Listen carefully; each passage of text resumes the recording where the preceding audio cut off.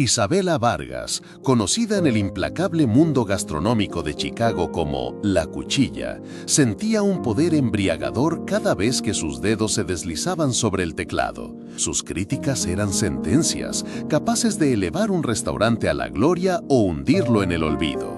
En su lujoso apartamento con vistas al lago Michigan, rodeada de premios y reconocimientos, se preparaba para su próxima víctima, un pequeño y anticuado local llamado El Sabor del Alma.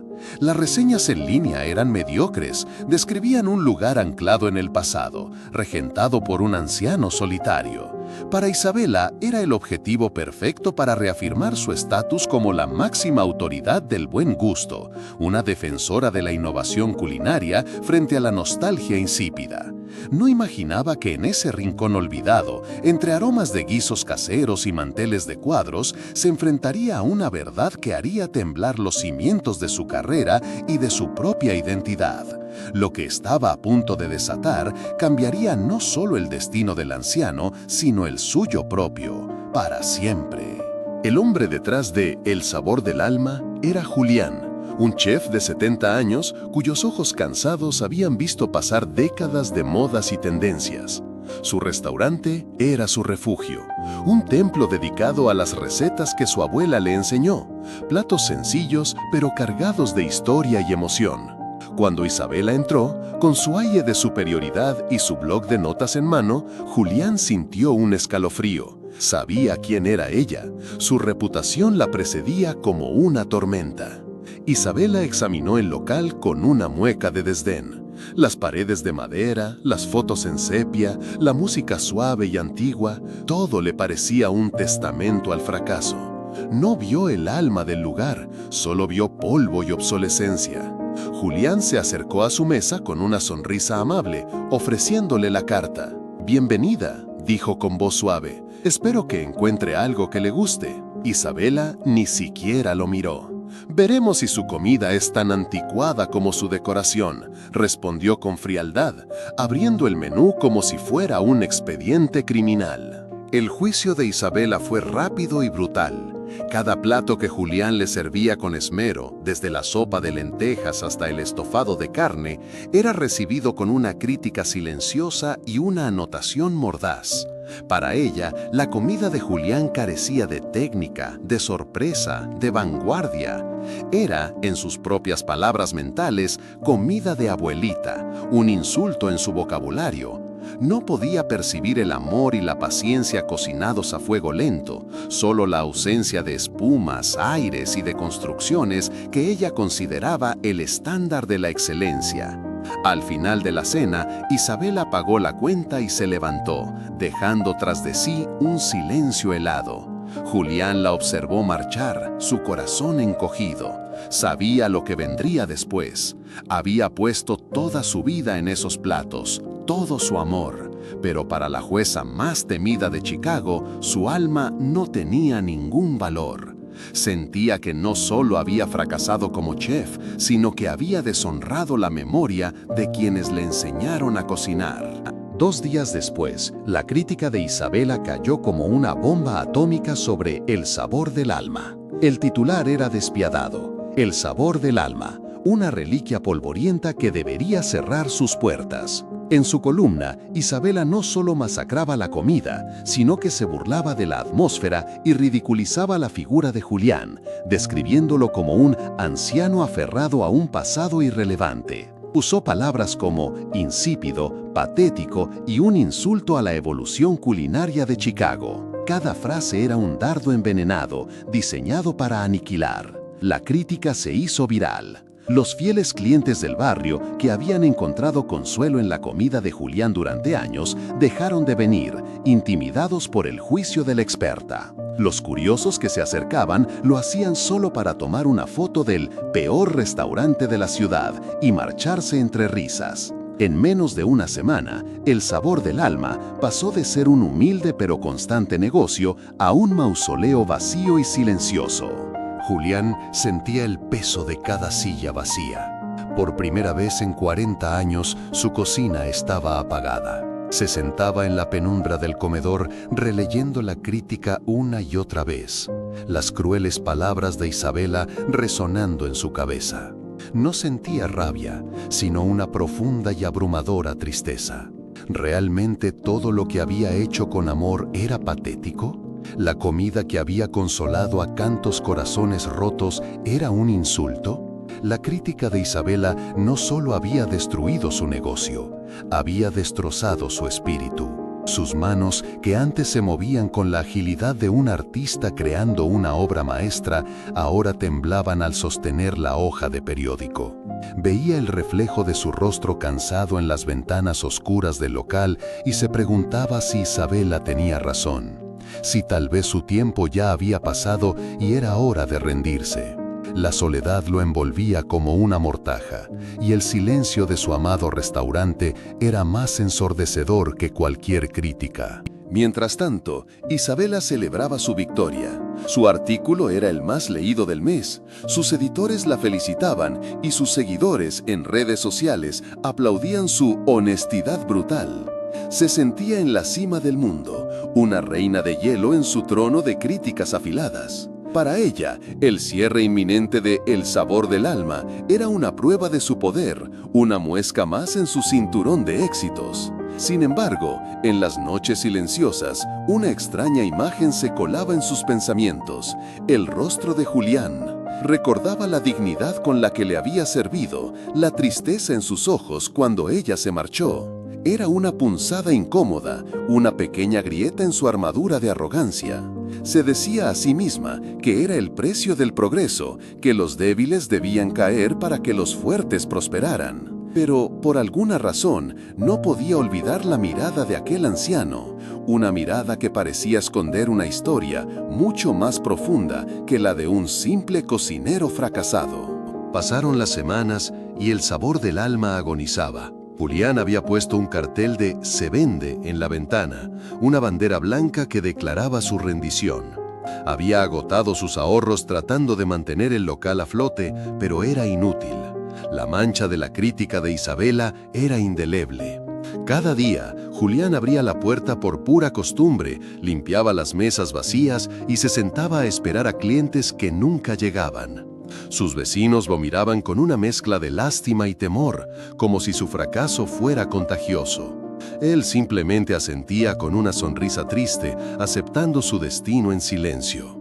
Había perdido no solo su sustento, sino su propósito.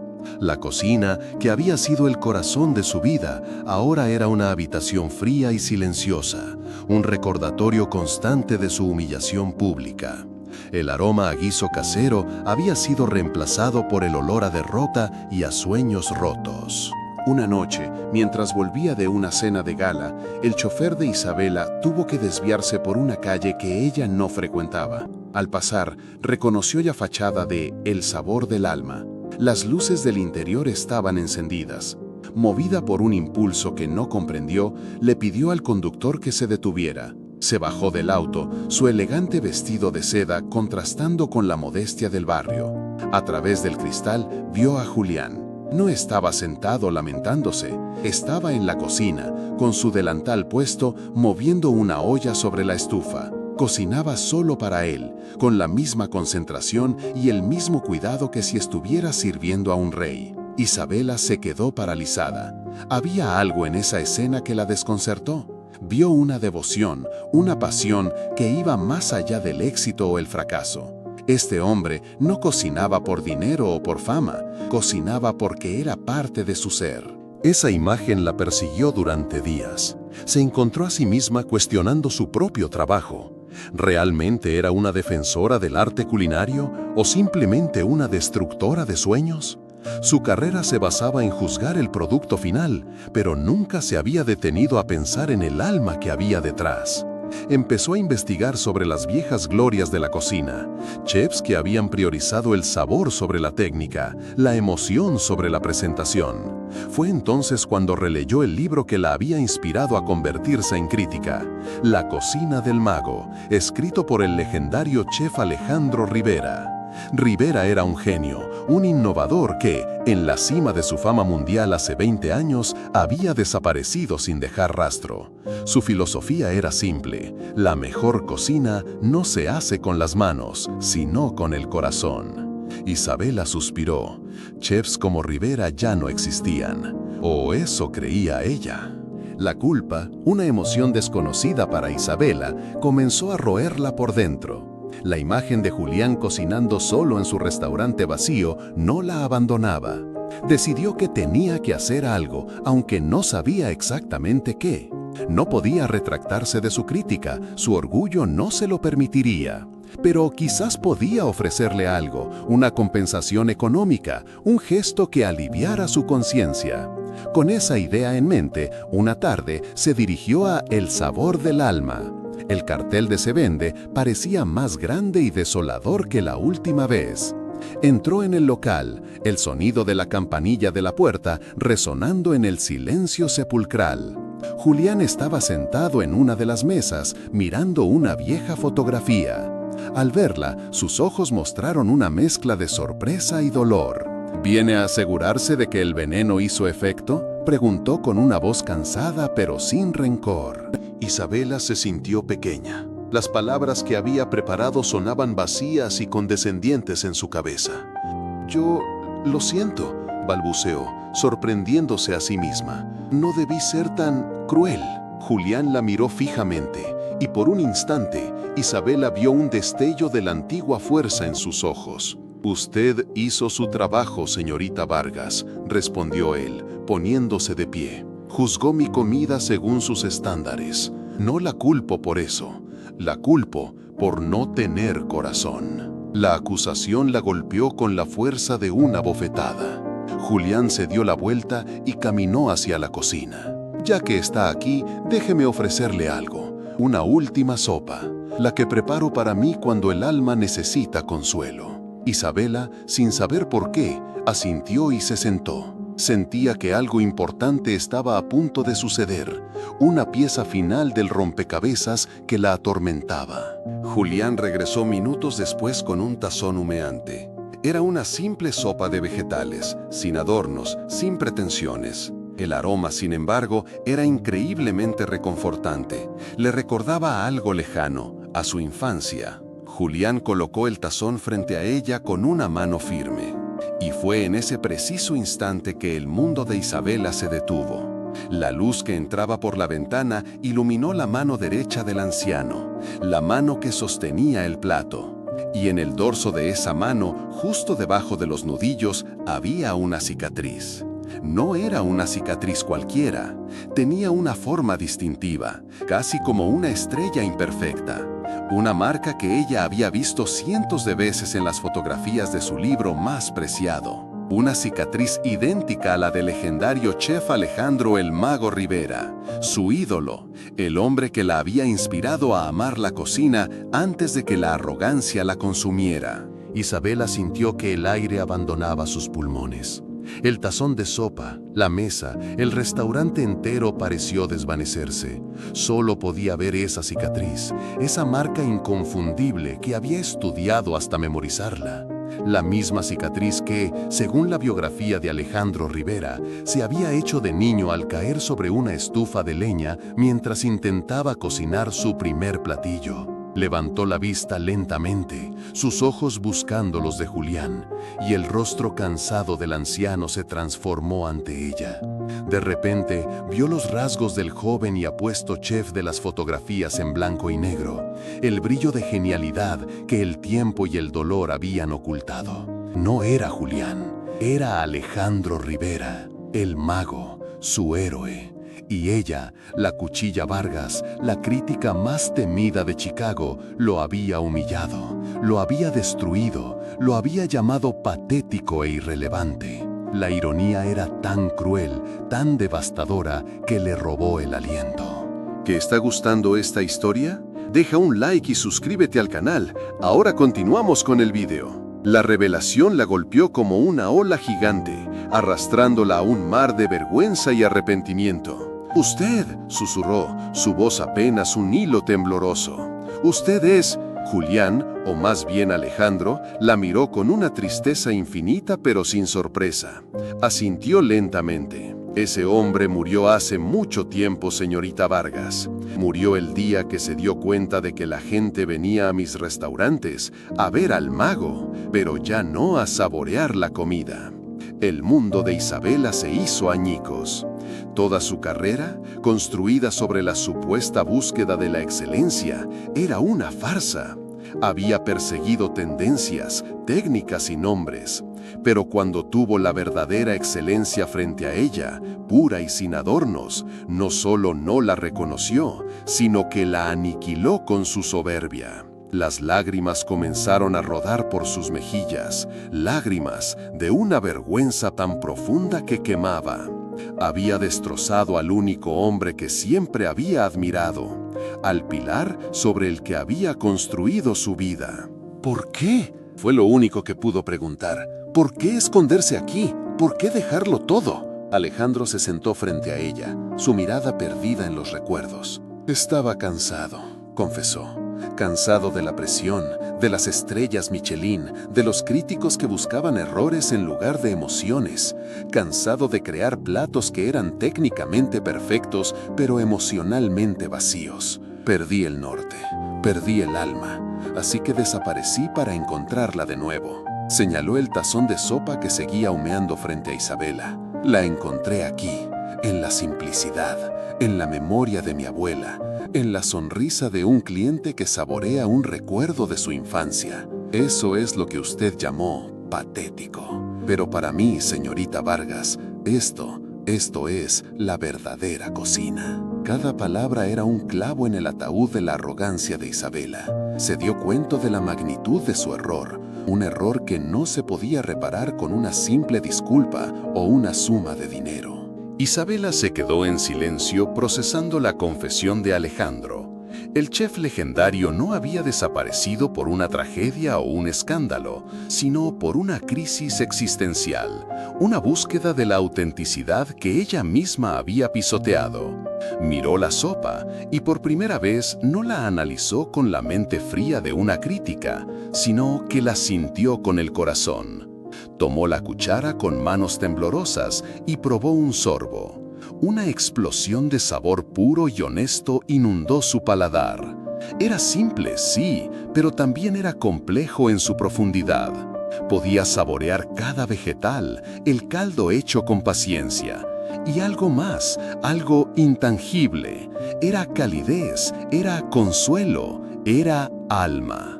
Era la cocina de la que Alejandro hablaba en su libro, la cocina que ella había olvidado en su cínica búsqueda de la novedad. Levantó la vista hacia él, sus ojos inundados en lágrimas. «Es el mejor plato que he probado en 10 años», admitió con una sinceridad desgarradora. Alejandro le ofreció una sonrisa melancólica. «Es porque por primera vez en 10 años usted no está probando con la cabeza, sino con el corazón», le dijo suavemente. Pasaron horas hablando. Alejandro le contó sobre su vida como Julián, sobre la paz que había encontrado en el anonimato, sobre la alegría de cocinar sin expectativas. Isabela, a su vez, le confesó su propia soledad, cómo su personaje de La Cuchilla se había comido a la joven apasionada por la comida que alguna vez fue. Le habló de cómo el libro de Alejandro había sido su Biblia, su faro, y cómo, irónicamente, se había desviado tanto del camino que él predicaba. Fue una catarsis para ambos. En la quietud de aquel restaurante en quiebra, dos almas perdidas, la del chef que huyó de la fama y la de la crítica que fue consumida por ella, encontraron una inesperada conexión, un puente de entendimiento sobre las ruinas que ella misma había creado. Al amanecer, Isabela era una mujer diferente. La armadura de La Cuchilla se había roto en 1000 pedazos, revelando a la persona vulnerable que había debajo. Sabía que una disculpa no era suficiente. Tenía que reparar el daño, no solo por Alejandro, sino por ella misma, por la integridad que había perdido. «Voy a arreglar esto», le dijo con una determinación renovada. El mundo necesita saber que el mago no desapareció, solo cambió de escenario. Necesitan saber que la verdadera magia no está en los trucos, sino en el alma. Alejandro la miró con escepticismo. «No quiero volver a ese mundo, Isabela. Ya no pertenezco allí». «No se trata de volver», respondió ella. «Se trata de que el mundo venga a usted. Se trata de enseñarles lo que yo he aprendido esta noche, que la autenticidad siempre superará a la tendencia».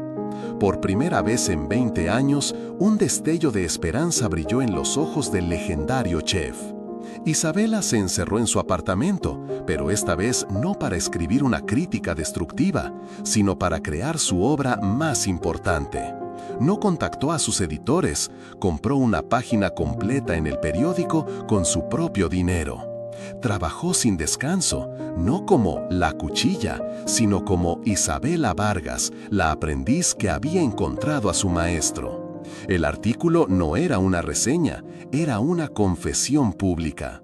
El titular era simple y poderoso: «Yo encontré al mago y le pido perdón». En el texto narraba con una honestidad brutal cómo su arrogancia y su ceguera la llevaron a humillar a su propio ídolo, el desaparecido Alejandro Rivera. Describió la experiencia en El sabor del alma no desde la perspectiva de una crítica, sino desde la de alguien que había redescubierto el verdadero significado de la cocina. No escatimó en detalles sobre su propia vergüenza y su profunda epifanía. «He pasado años buscando la perfección en espumas, esferificaciones y presentaciones complejas», escribió. Mientras tanto, la verdadera perfección estaba en un tazón de sopa de lentejas en un pequeño local de barrio. El chef Rivera no desapareció, se purificó. Se despojó de todo lo superficial para quedarse con la esencia, el sabor, la memoria, el amor. Él no estaba anticuado, yo era la que estaba ciega. Les pido a mis lectores que me perdonen, no solo por mi error, sino por haberlos guiado por un camino de tendencias vacías. Y le pido perdón a él, al maestro, por mi profanación. El artículo era un acto de inmolación profesional, pero también de liberación. Al final, revelaba la ubicación de El sabor del alma y concluía con una simple frase: «No vayan a buscar al mago, vayan a encontrar un pedazo de su propia alma». La publicación del artículo provocó una conmoción sin precedentes en Chicago y en el mundo culinario. El efecto fue inmediato y abrumador.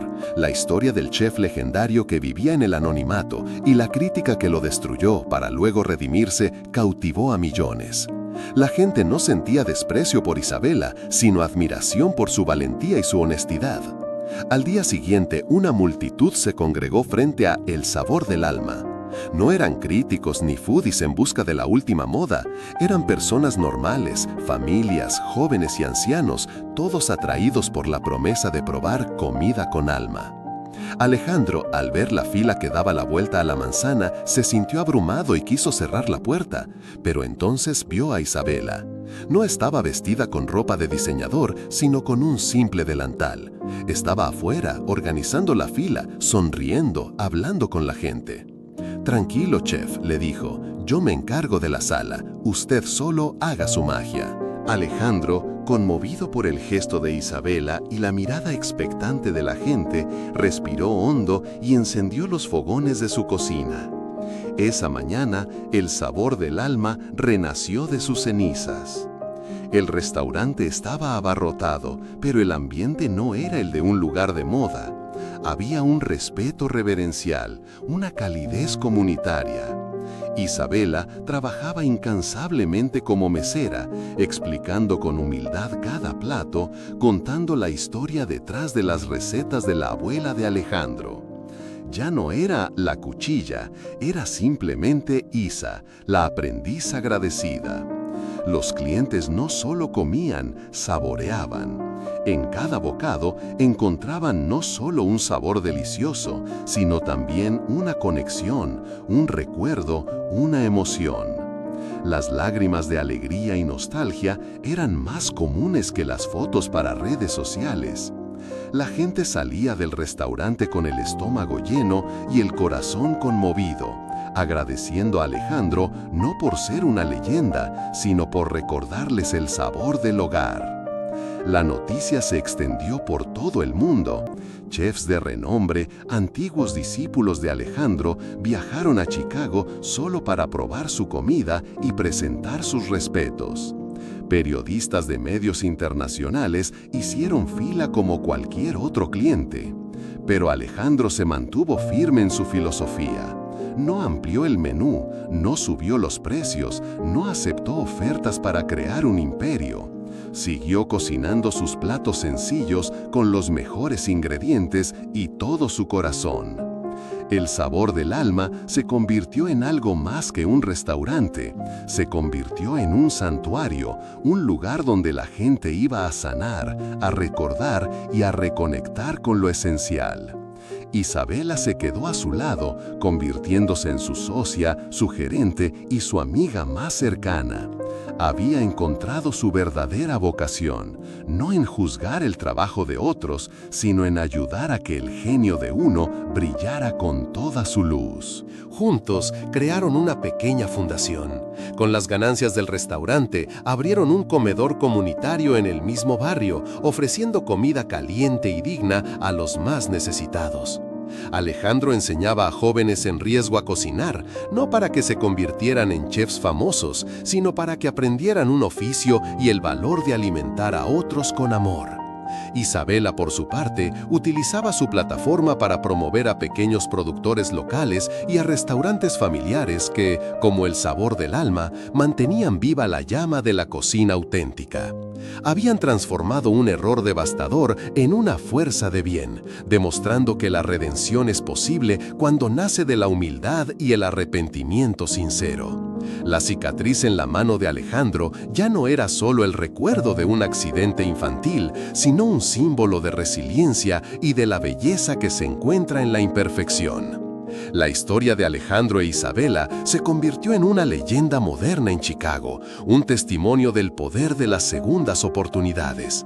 El Sabor del Alma nunca perdió su esencia. Siguió siendo un lugar pequeño y acogedor donde el chef más grande del mundo cocinaba estofados y sopas mientras su antigua némesis, ahora su mejor amiga, recibía a los clientes con una sonrisa genuina. Juntos demostraron que el éxito no se mide en estrellas o premios, sino en la cantidad de almas que puedes tocar. Alejandro recuperó la alegría de cocinar para otros e Isabela encontró la paz al dejar de juzgar y empezar a servir. Su improbable amistad fue la prueba de que incluso las heridas más profundas pueden sanar y que del error más grande puede nacer la lección más hermosa. Esta historia nos ha hecho reflexionar sobre la humildad y el verdadero valor de las cosas. Si ustedes también creen que la autenticidad es más importante que las modas, que la bondad puede reparar cualquier error y que todos merecemos una segunda oportunidad, entonces esta historia es para ustedes. Dejen un like y compartan este video para que este mensaje llegue a más personas. Cuéntenos en los comentarios, ¿alguna vez han juzgado a alguien por las apariencias para luego descubrir su increíble valor? ¿Creen que las personas pueden cambiar y redimirse de sus errores? Compartan sus experiencias y hagamos crecer esta comunidad. Suscríbanse para más historias que demuestran que el destino siempre nos da una lección. Y recuerden, la verdadera grandeza no reside en no caer nunca, sino en saber levantarse con humildad y un corazón abierto. Nos vemos en el próximo video con otra historia que tocará su alma. Los amo, familia del corazón.